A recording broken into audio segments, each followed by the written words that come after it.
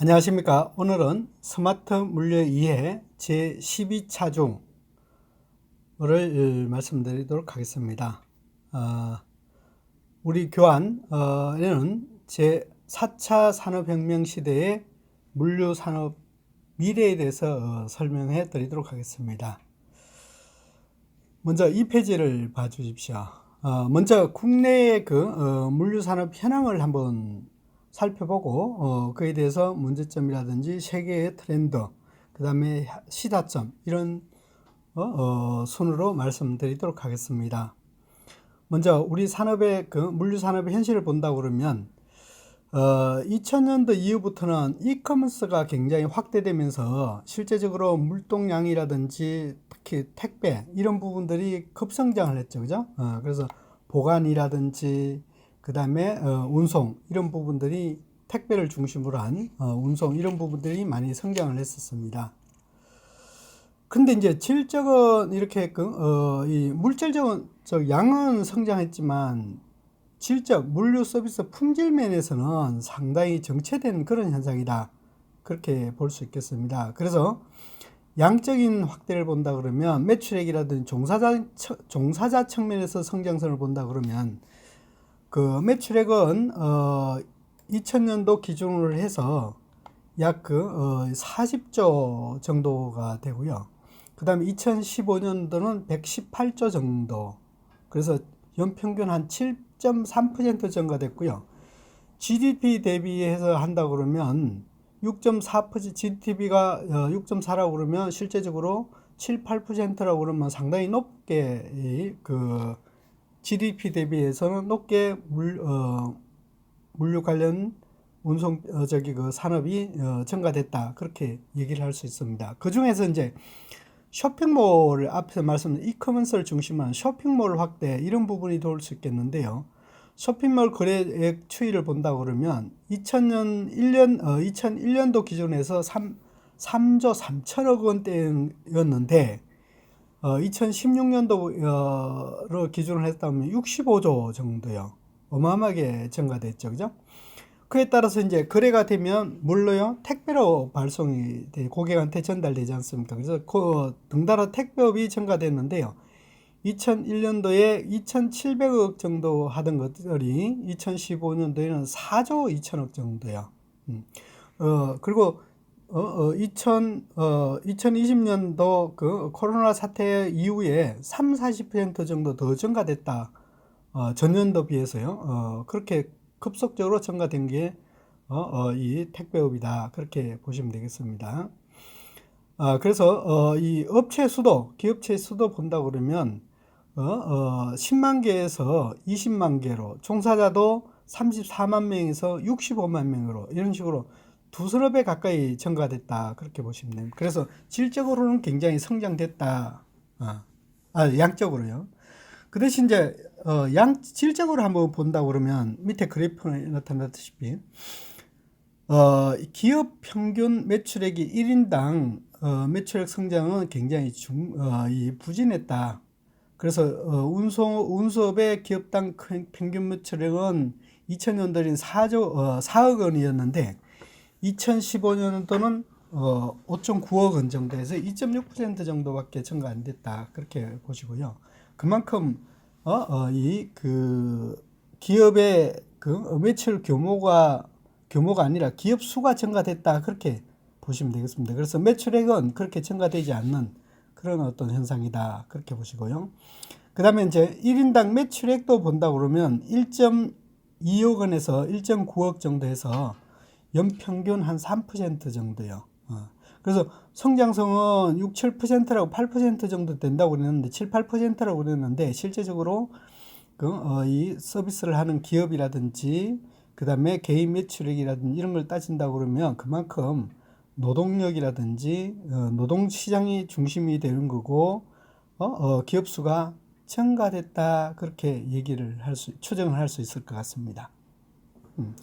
그렇다고 그러면 이제 3페이지요. 4차 산업혁명에 이제 어떻게 진입할 것인가?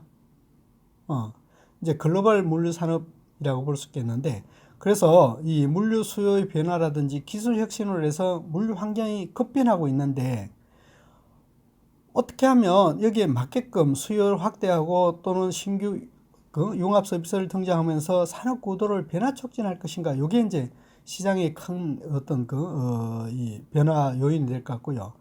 기술적인 요인을 보면은 이제 AI 앞에 말씀드렸던 스마트 물류를 통해서 AI 이제 자동화가 아니라 AI 기능을 통해서 지능화 될 거고요. 그다음에 빅데이터를 처리해서 빅데이터를 처리해서 실제적으로 우리가 이 앞으로의 유출이라든지 환경 대응이라든지 이런 부분들이 될 거고, 그래서 ICT 및 자동화 기술 이런 부분들이 계속적으로 도입돼서 실제적으로 생산성 제고라든지 이런 부분들이 필요할 것이다. 그래서 이제 독일 연구기관에서 프라운호퍼에서 따른다 그러면 해운업계도 실제적으로 선박이 자율주행되는 거죠, 그죠? 왜냐하면은 선원이라든지 이런 부분들이 실제적으로 구하기가 쉽지 않거든요, 사실. 그래서 자율주행 자율운항 이 선박을 도입한다 그러면 운송 비용을 3.4% 정도 절감할 수 있을 것이다. 이제 우리는 화주 입장입니다. 운송비가 화주 입장에서 3.4% 절감할 수 있을 것으로 예상되고, 인도의 타타 컨설팅 같은 경우는 전 세계 600개 기업을 대상으로 해요. 빅데이터를 활용했을 때 어떤 효과가 있느냐라고 이제 물어봤어요. 그랬더니 여기 나타나듯이 모니터링 현황, 운송 현황 모니터링 같은 경우는 4.0 상당히 높게 나타나고요. 재고 감소라든지 이런 부분도 3.9점, 5점 만점이에요. 그 다음에 물류비 급등 원인 파악이라든지 이런 것들이 3.9. 그래서 이런 부분들이 굉장히 크게 우리 물류 활동에 효율을 하는데 크게 영향을 미칠 것이다. 그렇게 얘기합니다. 그럼 어떤 업종이냐라고 봤더니 이제 뭐 전자제품이라든지 엔지니어링 이런 부분 상당한데 교통 물류 부분에 970억 달러 정도 효과가 투자가 계속적으로 될 것이다. 이렇게 얘기를 합니다. 그래서 투자가 얼마 됐느냐 뒤에 4페이지 나와 있습니다. 그래서 수요 변화와 기술 변혁 그리고 이에 대한 물류 기업들의 서비스 혁신이 이제 통해서 이 4차 AI를 통하고 빅데이터 처리한다든지 뭐 이런 어떤 4차 혁명에 동참했을 때는 산업 규모라든지 중요성의 물류 산업은 산업 규모라든지 중요성에 대해서 혁신이 더디게 일어났지만 산업 혁명에 동참할 수 있는 자동화라든지 한다고 그러면 그만큼 이 다른 산업에 의해서 상당히 선도적으로 대응할 수 있는 그런 산업이다. 그래서 선진국가 UPS라든지 아마존 같은 데는 선도적인 R&D 투자를 해가지고 상당히 변화를 많이 일으켰죠, 그죠? 그래서 물류산업 경쟁력을 강화하는 어떤 그런 움직임이 있더라. 그래서 글로벌 기업 컨설팅인 PwC가 세계 9위 산업이라든지 9개 산업이라든지 9개 산업이라든지 2천여 개의 기업을 대상으로 조사한 결과 교통 물류는 앞서 말씀드렸던 2020년까지는 4차 혁명에 970억 달러 정도가 지출할 것이다. 그렇게 얘기합니다. 즉 다시 말하면 이제 키바와 같은 이런 자동화, 인공지능 이런 부분들을 물류센터라든지 하역 설비라든지 뭐 이런 부분들이 자동화가 스마트 물류 부분은 투자가 계속적으로 이루어질 것이다. 그렇게 얘기를 할 수 있네요. 그죠? 그에 따라서 이제 앞으로 물류 미래상을 살펴보고 이런 어떤 시사점을 제시하는 게 중요한 건데, 그래서 물류 주요 기능별로 예측을 하고 그에 대해서 물류 산업이 어떻게 변할 것인가 이 부분에 대해서 한번 살펴보도록 하겠습니다. 그래서 5페이지 봐주시면요. 그래서 이제 국내 물류 산업의 트렌드를 보면 이제 운송 부분에도 보면 이제 대량 운송 시대에서 고객 맞춤 서비스로, 그죠? 그래서 배송 중심으로 많이 합니다. 그래서 우리나라도 지금 현재 이 대량 구간대 운송은 대량 운송을 하지만 이 거점에서 대포에서 고객한테 전달하기 위해서 그 배송 차량이 필요한데요. 배송 차량이 한 5, 6만 대가 지금 깔려고 있는 걸로 그렇게 하고 그 수요가 계속적으로 증가되고 있다. 그렇다고 그러면 뭡니까? 배송 중심형 맞춤 서비스가 더 증가될 것이다. 그렇게 얘기를 할 수 있겠습니다. 그래 전 세계적으로도 보면 거래 방식이라든지 범위가 다양해지면서 맞춤형 그 물류 수요가 증대되고 있는데 앞서 말씀드렸듯이 이커머스의 어떤 그 시장의 확장에 따라서 모바일 기기라든지 이런 부분들이 이제 첨단화돼 가지 않습니까? 그렇게 하면서 이제 오프라인에서 온라인 쪽으로 이제 거래가 전환될 것이다. 특히 코로나 바이러스 이후에 아무래도 대면보다도 비대면 이 서핑 이 확대되면서 더욱더 이런 어떤 추세로 갈 것이다. 그렇게 봐줄 수 있겠습니다. 그래서 또 한 가지는 또 이제 해외 직구라든지 개인 거래 이런 부분들이 이제 늘어나다 보니까 아무래도 개인 개별화된 소규모 물품이 되겠죠. 그죠? 그런 어떤 수요들이 계속적으로 증가될 것이다. 그래서 또 하나의 패턴 변화로서는 예약 발송이라든지 그 다음에 무인 택배 보관함이라든지 이런 어떤 그 운송 조건들이 더욱더 복잡해지고 다양화될 것이다. 또 한 가지 이제 품의 거래는 이제 이 공산품 중심에서 이제는 뭡니까 신선품이라든지 음식 배달, 심부름 요 부분들이 더욱더 증가될 것이다. 그래서 음식 배달업을 한번 본다고 그러면요. 최근에 본다 그러면 이 3조 원 정도의 시장이 된답니다. 뭐 어떤 분들은 3에서 5조 원 정도 된다고 하는데요. 3조 원 정도 국내에서 음식 배달만. 그래서 이 온라인 음식 배달이 웹을 통해서 그죠? 그런 부분들이 더욱더 증가될 것이다. 그런데 이제 음식뿐만 아니라 이제 앞으로는 뭐예요? 이 의료가 뭡니까? 원격 의료가 되면 그의 처방전에 따라서 약국에서부터 또 뭐예요? 소비자한테 전달할 때 이런 어떤 배달 쪽으로 가지 않을까? 이런다고 그러면 계속적으로 이 배달업은 더욱더 증가될 것이다. 증대될 것이다. 그렇게 보아집니다. 또 한 가지는 이제 소비자가 물류 서비스에 대한 기대 수준들이 가속적으로 높아집니다. 그래서 이제 그런데 우리나라의 기존 운송 방식 갖고는 굉장히 어렵지 않습니까? 그죠? 그래서 이 물류의 거점들도 허브 앤 스포크 현상으로 해서 뭡니까? 그 허브 쪽보다도 스포크형 그렇게 해서 보관해서 신속하게 배송해 주려고 하는 그런 어떤 형태로 바뀌어야 될 것이다. 우리는 지금 현재 거점 물류 중심으로 하는데요. 실제적으로 배상 거점 리저널 센터 중심으로 이런 어떤 제품이라든지 이런 부분들이 관리가 돼야 될 것이다. 그렇게 보아지고 있습니다. 그래서 소비자들도 이제 자꾸 요구가 다양해지고 또 그다음에 리드 타임을 중요시하다 보니까 이런 기업에서도 계속적으로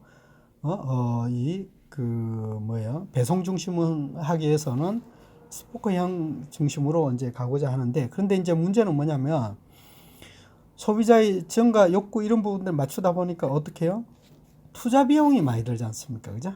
그래서 적정 투자 비용을 어떻게 결정할 것인가 이런 부분도 앞으로의 굉장히 큰 관심사가 될 필요가 있다. 그렇게 보시면 되겠습니다. 또 한 가지는 이제 물류센터도 이제 대형화될 것이다. 고속화되고 대형화될 것이다. 그렇게 얘기를 할 수 있습니다. 그래서 규모의 확대라든지 소량 납품 처리할 수 있도록 이 고도화 기술, 즉 다시 말하면 대형화되면서 그에 따른 뭐예요? 이 시설 협의 이런 부분도 굉장히 첨단화 될 것이다. 그렇게 보시면 되겠습니다. 그래서 대형화 측면을 본다 그러면 온라인 구매라든지 산업 측면에서 M&A 등 이런 식으로 해서 화주들이 대형화되고 인프라 측면에서 교통 발전이라든지 해서 거점 중심으로 되고 있습니다. 그래서 물류센터들이 대형화되고 있는 그런 부분이다. 아마존 같은 경우는 이제 5년도에 12만 제곱미터 했었는데 15년도는 160만 제곱미터. 그 대략 평수로 따진다면 480만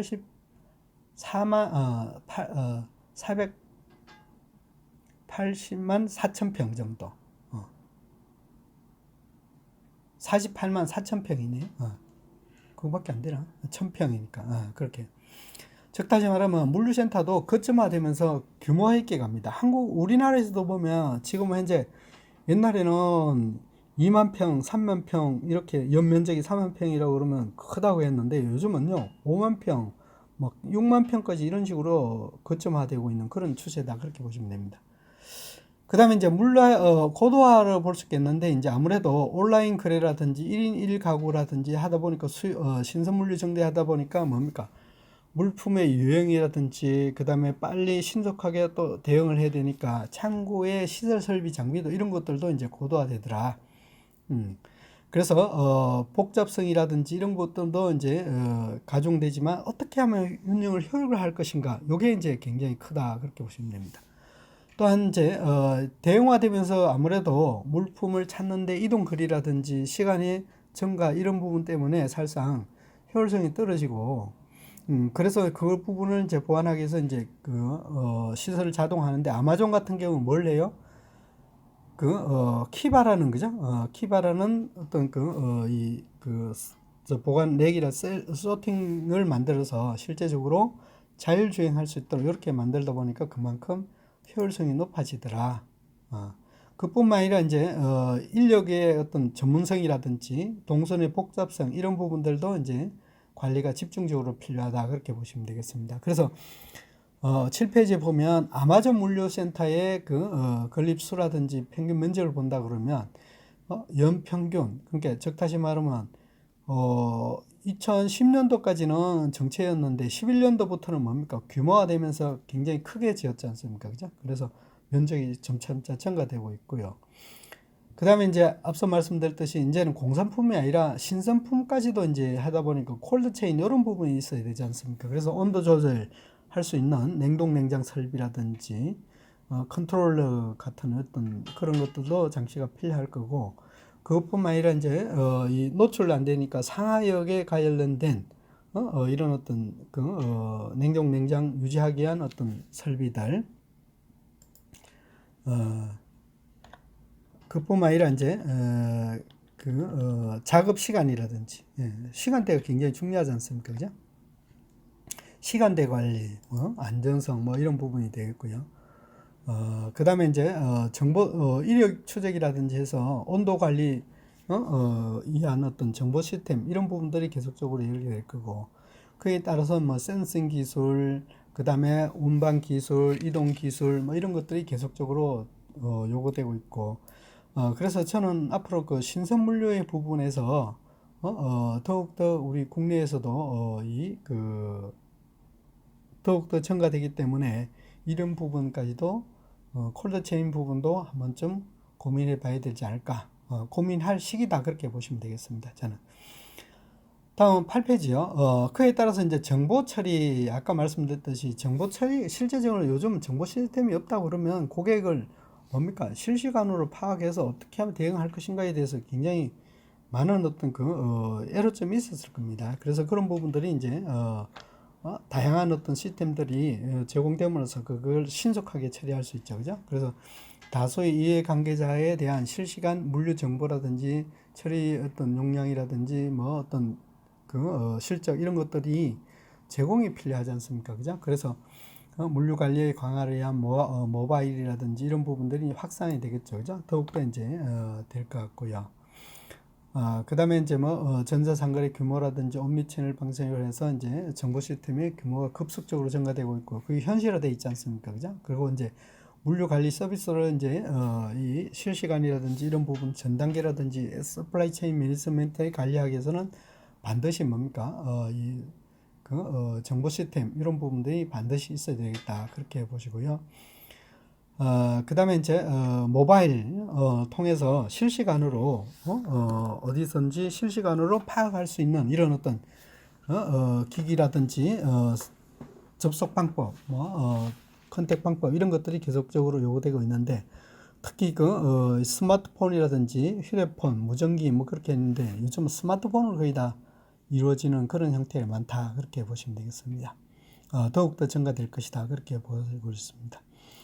그래서 이제 물류 흐름 전 단계까지도 그렇게 쉽게 말씀드리면 스프라이 체인 매니지먼트 상에서 모든 정보들을 뭡니까 실시간으로 우리가 스마트폰이라든지 아니면 PC에서 모든 게 다 통제 관리할 수 있는 이런 어떤 정보 시스템이 요구되고 있다 그렇게 보시면 됩니다. 그런데 이제 우리나라의 운송 사업자 같은 경우는 0.8%라고 그러는데요. 요즘은 이 콜드 체인이라든지 아니면 프랜차이즈점 이런 부분들의 차량들은 거의 뭡니까 통제 관리를 위해서 거의 100%다 그렇게 지금 많이 확전되었다 그렇게 보시면 되겠습니다. 다음은 9페이지 봐주십시오. 그러면 이제 물류 산업의 그 핵심적인 경쟁력은 뭘까라고 한번 이제 본다 그러면 물류 네트워크 구축, 즉 다시 말하면 물류 거점이라든지 아니면 운송 수단이라든지 그다음 배송 형체라든지 이런 것들이 하나의 네트워크가 잘 갖춰져야 된다 그렇게 보시면 되겠습니다. 그래서 경직된 물류 네트워크에서 이제 탈피해서 소비자의 니즈에 맞게끔 탄력적인 그런 물류 네트워크가 유리하다 그렇게 보시면 되겠습니다. 그래서 이전에는 하나의 거점을 놓고 집중화돼서 재고를 집중화했었는데 지금은 뭡니까 리저널 센터를 중심으로 해서 물론 메인 센터에서는 거점화되지만 리저널 센터에서도 이제 일정한 재고라든지 아니면 배송 제품들을 보관하고 있다가 신속하게 대응해주는 이런 형태로 지금 바뀌고 있다 그렇게 보시면 되겠습니다. 그래서 물류 소요가 급분한 반면에 물류 산업은 이제 이런 부분들을 제공하는데 한계성이 있더라. 그래서 신규 진입자의 등장이라든지 경쟁 격화로 해서 서비스 가격이라든지 이런 부분들이 이제 낮거나 정체된 현상이라고 볼 수 있겠는데 특히 택배 같은 경우를 본다 그러면 2010년도에 2,500 박스당 2,500원 평균이었었는데요. 16년도에는 2,300원 정도. 지금은 2,205원인가?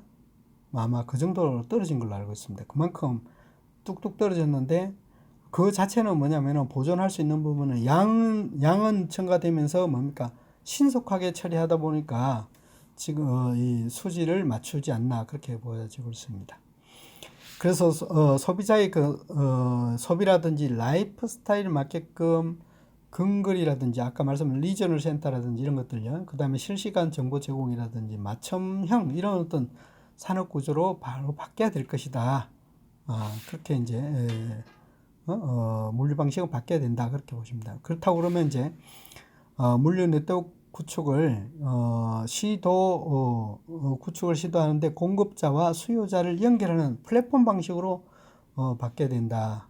그래서 이제 매칭 시스템 그죠? 그래서 PGB라든지 무브 등을 통해서 등은 일반인들을 활용한 물류 서비스라든지 이런 것들을 개인 유휴 공간을 활용할 수 있도록 참고 서비스를 제공해 준다든지 그 다음에 매칭할 수 있는 플랫폼을 운영한다든지 이런 부분이 될 것 같고요.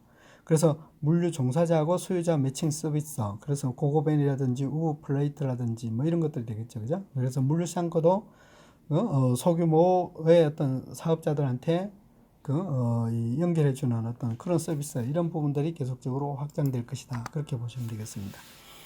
또 한 가지는 이제 이 물류 대기업들도 이제 스타트업과 협업을 해서 투자 방식이 동참할 거고요. 웰마트는 얼마나 신속하게 하냐면 직원들이 퇴근할 때 배송한 제품들을 배송해주는 그런 서비스도 계획하고 운영하고 있는 걸로 그렇게 알고 있습니다. 자, 그러면 이제 어떻게 될 것인가라고 본다 그러면 이제 무조건 소비자 수요에 대한 맞춤 네트워크라든지 이런 부분들이 바뀔 것이다 그렇게 보시면 됩니다. 그래서 방금 웰마트의 퇴근 배송제라고 볼 수 있는데 요건 이제 쿠팡에서는 이용하고 있죠, 그죠? 그래서 쿠팡의 배송 회원제로 도입하면서 퇴근할 때 그의 상품을 받아가 내 주거지 인접 지역에 배송을 해주면 그 시간대로 배송을 해주면 그만큼 차량 효율이라든지 운행이라든지 이런 부분을 높이기 때문에 그만큼 서비스 만족도가 높아질 것이다. 이런 어떤 제도도 쿠팡에서는 제공하고 있는 게 특징이다. 그렇게 보시면 됩니다. 그래서 10페이지에 그 탄력적 구축, 네트워크 구축을 본다 그러면 앞에 말씀드렸듯이 이제 피기백이라든지 프렌드 피시라든지 딜리버리라든지 우버 이츠라든지 이런 어떤 상품 이런 어떤 사업자들은 일반인의 상품을 운반하는 배송 서비스를 제공한다. 앞에 말씀드렸듯이 그죠? 그래서 또 한 가지는 쉐어 마이 그 스토리지라든지 커비어라든지 이런 부분을 보면 일반인들도 이제 일정한 공간을 보관할 수 있도록 서비스를 제공해 준다. 매칭을 시켜준다. 그런 얘기. 그 클라우드를 소싱해 준다. 그렇게 보시면 되고요. 그 다음에 이제 공급자하고 수요자 매칭이라고 볼 수 있겠는데 우리가 많이 쓰는 이제 이 배달 음식점, 불흥이라든지 뭐 요교라든지 그런 것들이 되어 있고요. 그래서 소비자가 이제 음식점하고 소비자하고 매칭해 주는 거죠, 그죠? 그렇게 하면서 배송 서비스가 추가적으로 연결되는 그런 것들요. 그다음 마이소는 그 소몰 이제 소규모 판매점 이런 것들이 이제 물류 창고와 연결해서 그죠? 연결해서 실제적으로 매칭해 주는 것들요. 그래서 물류센터, 물류 사업자들도 앞으로는 물류센터가 있으면 이런 어떤 공급자고 수요자고 매칭해 주는 것들요. 그렇게 해서 보관료 받고 그다음에 거기서 출하할 때 소포장해서 택배로 발송해 버리면 되지 않습니까? 그죠? 그런 부분들이 많이 생길 것이다. 증가될 것이다. 그렇게 보시고요. 그 다음에 이제, 기존 자산들, 웰마트처럼, 퇴근길 할 때, 퇴근 배송제, 이런 것들을 한다 그러면 추가적인 비용이 없었더라도 배송이 되지 않나, 그렇게 보아질 수 있습니다. 그래서 얼마든지 탄력적으로, 운영할 필요가 있다. 그렇게 보시면 되겠습니다. 다음은 12페이지요. 그러면 이제, 노동 부분에서도 이제, 상당히 신축성 있게끔 해야 되는데, 그래서 인력 자동화 기기를 활용해서 최적화를 만들 필요가 있다. 우리는 지금 현재 인구 구조도 굉장히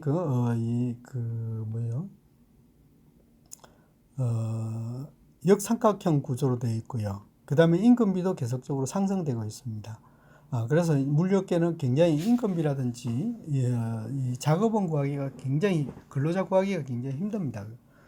그래서 특히 이 물류 산업은 피킹하고 보관하고 출고할 때 인력이 많이 의존된 게 사실이다. 그렇게 보시면 됩니다.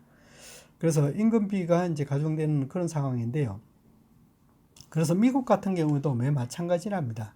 그래서 2014년도에 미국의 그 트럭 운송 기사가 3만 5천 명 정도가 부족했고요. 23년도에는 24만 명 정도로 부족들이 증가될 것이다. 그렇게 얘기합니다. 우리나라에서도 실제적으로 이런 어떤 운전기사뿐만 아니라 작업자들이 굉장히 구하기 힘듭니다. 그래서 현장에서 외국 근로자가 아니면 사실상 택배라든지 그 물동량이 피킹이 많은 어떤 그 쇼핑몰 센터 이런 것들은 상당히 이런 데는 굉장히 이런 구하기가 굉장히 힘들다. 그렇게 보시면 되겠습니다. 그래서 인건비가 자꾸 올라가는 경향이 있습니다. 그래서 이런 부분들 선진국이라든지 선도 물류 기업들은 물류 로봇이라든지 첨단 ICT를 이용해서 자동화 등을 도입해서 효율성이라든지 물류비 절감을 비용 절감을 굉장히 추진하고 있습니다. 아마존 같은 경우는 이제 여러분 잘 알겠지만 키바를 도입해서 물류센터의 운영비를 20% 절감했고요. 재고 보관 공간을 50% 증대시키는 어떤 그런 부분도 나타나고 있다. 물론 투자는 이루어지겠지만 실제적으로 그만큼 장기적인 측면에서는 그 자동화 시설도 상당히 도움이 될 수 있다. 설비도 일부 설비에 대해서요. 그래서 아마존은 앞으로 물류 로봇 이런 부분들을 16년도에는 4만 5천 대 정도 도입됐다고 합니다. 그만큼 계속적으로 도입량이 증가되고 있다. 그렇게 보시면 됩니다. 그래서 앞으로 이제 물류 로봇 시장도 보면 이 그 4만 대에서 2016년도 4만 대에서 2021년도는 62만 대 증가될 것이다. 그만큼 대체 인력을 많이 쓸 것이다. 그렇게 보시면 됩니다. 특히 그 기술 발전을 따라서 이제 자율 주행 기기, 트럭이라든지 선박, 앞에 말씀드렸죠. 그죠? 선박 운항이라든지 이런 것들. 그 다음에 인공지능을 이제 가미시켜서 인력 대체 현상이 계속적으로 요구될 것이다. 그래서 일부 선사 같은 경우는 2025년도까지요. 원격 조정 무인 선박 도입도 고려하고 있고, 그래서 일본 정부에서는 집중적으로 인공지능형 그 물류산업을 완전 무인화할 수 있도록 이런 식으로 계속 정책적으로 지원하고 있습니다. 그래서 지박 지역에서 지박 산업에서 이제 물류 산업이 로봇 자동화 기술 쪽으로 이전을 하면서 운영의 효율성이라든지 그 다음에 기업의 운영 비용을 절감할 수 있는 경쟁력이 이런 부분들이 경쟁력을 갖춘 기업이 생존이 위협이지 않을까 그렇게 보아질 수 있겠습니다. 그래서 뒷페이지 12페이지에 보신다 그러면 로봇 도입에 따른 효과는 앞에서 말씀드렸고 그 아마존처럼 도입되어 있고 그 대신 이제 물류 그 로봇 시장은 계속적으로 증가될 것이다. 거의 뭐 6, 70만 대까지 도입될 것이다. 앞으로 이 부분은 계속 증가되지 않을까 그렇게 생각합니다. 자, 13페이지에 보신다 그러면 이제 앞으로 IT는 어떻게 할 것인가? IT가 앞서 계속 말씀드린 더욱더 중요성이 강화되겠죠, 그죠? 그래서 이제 운송, 보관, 정보 처리 등에 있어서 물류 전반적으로 이제 변화가 이루어져 있는데 체계화된 정보 처리 분석이라든지 통제 관리 이런 부분들이 앞으로는 계속적으로 요구되고 있다. 그래서 여러분들이 계속적으로 이제 얘기가 뭐 빅데이터 분석을 통해서 운영 효율을 어떻게 할 것인가, 향후 전망이라든지 그 다음에 패턴 분석이라든지 이런 수요 고객 분석이라든지 이런 것들이 계속적으로 요구되고 있지 않습니까? 그죠? 그래서 개인화 맞춤된 수요 운송의 확대라든지 물류 창고의 대형화라든지 이런 부분들이 계속 복잡하게 되지 않습니까? 그죠? 그래서 이 물류 정보 시스템을 통해서 이제 단순하게 기계화 자동할 수 있도록 이런 부분들이 돼야 될 것이다. 특히 사물 인터넷이라든지 IoT라든지 빅데이터 기술을 통해서 물류 정보의 제공이라든지 서비스의 자산 관리 시스템 이런 부분들이 계속적으로 될 것이다. 그래서 정보 시스템 같은 경우는 트랜스포테이커라든지 C4, 다 이런 업체들이 물류 서비스를 계속적으로 가격 비교라든지 이런 것들을 제공하고 특히 플렉스포트 같은 경우에는 국제 화물 운송에 있어서 컨테이너라든지 아니면 선사 아니면 이력 추적 통해서 운송 경로라든지 이런 것들을 계속적으로 비교를 하면서 이 화주가 쉽게 볼 수 있도록 시각화 시켜버리는 거죠. 그래서 우리 삼성의 SDS도 이런 서비스를 제공해주고 있습니다. 그래서 이 서비스라든지 자산 관리 같은 재고 관리용 스마트 저울이라든지 차량 관리 운영 시스템이라든지 이런 것들이 개발될 것 같고요. IoT 기반으로 한 서비스 같은 경우는 제품의 손망시를 데이터로 한다든지 고객의 어떤 빈도수라든지 이런 것들을 해서 물류 보험까지도 최적적으로 설계해주는 이런 어떤 시스템까지도 간다 그렇게 보시면 되겠습니다.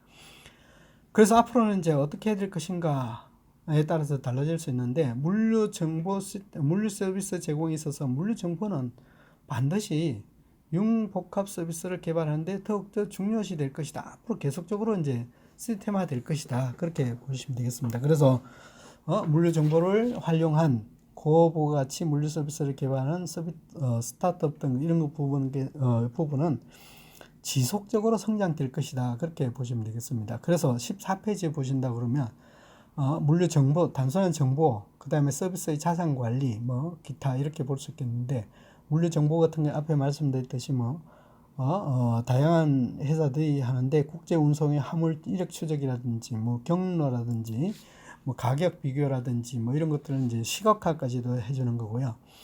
자산 관리, 그죠? 손망실 처리해서 보험 설계라든지, 뭐, 차량의 위치라든지, 수량 정보 파악, 이런 것들이 되겠고요.